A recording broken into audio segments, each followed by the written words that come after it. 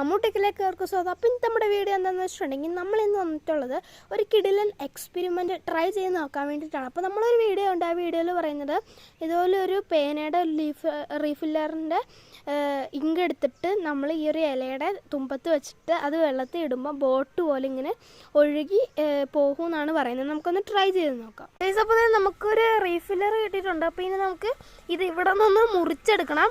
നമ്മളൊന്ന് ജസ്റ്റ് ഒന്ന് മുറിച്ചിട്ട് കാണാം കേട്ടോ. ഏതാണ്ട് ഒരു മുറിച്ചെടുത്തിട്ടുണ്ട്. അപ്പോൾ ഇനി നമുക്ക് മറ്റേ ഇലയിലേക്ക് ഇതൊന്ന് ആക്കിയെടുക്കണം. കേസ് ഇപ്പോൾ നമ്മൾ ഇലയുടെ തുമ്പത്ത് റീഫില്ലർ ആക്കിയിട്ടുണ്ട്. അപ്പോൾ നമുക്ക് ഇനി വെള്ളത്തിലേക്ക് ഇട്ട് നോക്കാം.